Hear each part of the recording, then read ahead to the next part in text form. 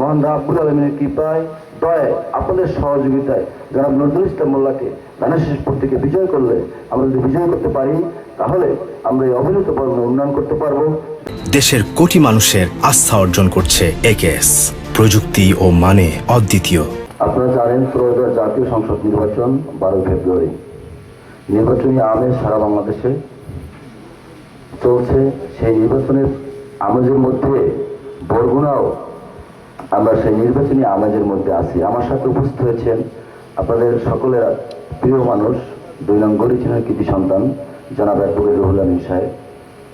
তো আমরা আজকে মাহফিলে, যেহেতু দিনই মাহফিল, মহান রাব্বুল আলামিন, আল্লাহ রাসূল, সাহাবী, তাবি পরে আজকে যারা মাওলানা সাহেবরা আমাদেরকে ইসলামের পথে, দিনের পথে দাওয়াত দিয়ে আসছেন, আমরা তাদের জন্য দোয়া করি মহান রাব্বুল আলামিন পৃথিবী যতদিন থাকবে এরকম আলেম সমাজের মাধ্যমে, দিনী শিক্ষার মাধ্যমে আমাদের ইসলাম প্রচারিত হয়।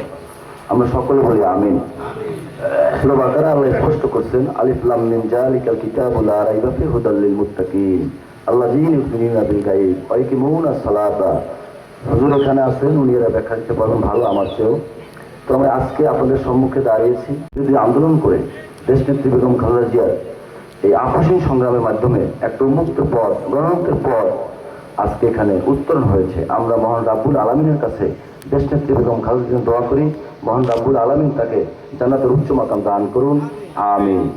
সেই সাথে এই দেশ দিয়ে যে গেছেন, দেশের জন্য স্বাধীনতা সংগ্রাম যে করেছেন, স্বাধীনতা যে ঘোষণা করেছেন শহীদ রাষ্ট্রপতি জিয়াউর রহমানের প্রতি আমরা এখান থেকে মহান রাব্বুল আলামিনের কৃপা চাই, দোয়া চাই মহান রাব্বুল আলামিন তাকেও যাতে জান্নাত নসিব করেন। সেই সাথে আমাদের এই অঞ্চলে যারা ইতিপূর্বে যারা মোমেন মোমেনাত নরনারী কবরে শাহিদ আছেন তাদেরকেও মহান রাব্বুল আলামিন কবুল করুন, জান্নাতুল ফেরদৌস দান করুন।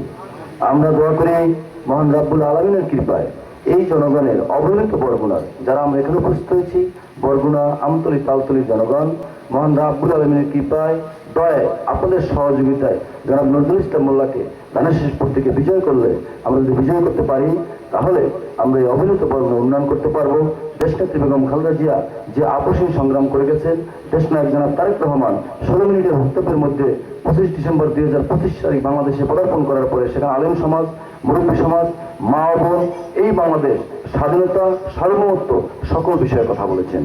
আমরা তার সেই কথার সাথে একমত পোষণ করে দেশনেত্রী বেগম খালেদা জিয়া আলেম সমাজকে যেরকম সম্মান দেখিয়েছেন, আমরাও জনাব তারেক রহমান সেরকম সম্মানের সাথে রেখে একত্রিত হয়ে ইসলামের বাংলাদেশ, যে বাংলাদেশে জনাব শহীদ রাষ্ট্রপতি জিয়াউর রহমান বিসমিল্লাহির রহমানির সংবিধান সংশোধন করেছেন, আলেম সমাজ সর্বোচ্চ ভূমিকা নিয়ে এই দিনী মাহফিল, দিনী কাজ, ইসলামের পথে আমরা এগিয়ে যাব।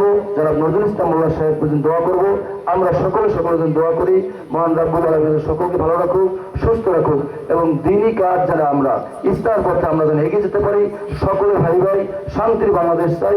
হুজুরের কাছে দোয়া চেয়ে যারা নজরুল ইসলাম মোল্লার জন্য পুনরায় দোয়া কামনা করবেন, ধানের ভোট প্রদান করবেন, এ সবাই ব্যক্ত করে সকলের সুস্বাস্থ্য কামনা করে আমার বক্তব্য শেষ করছি। সকলেই ভালো থাকবেন। আসসালামু আলাইকুম।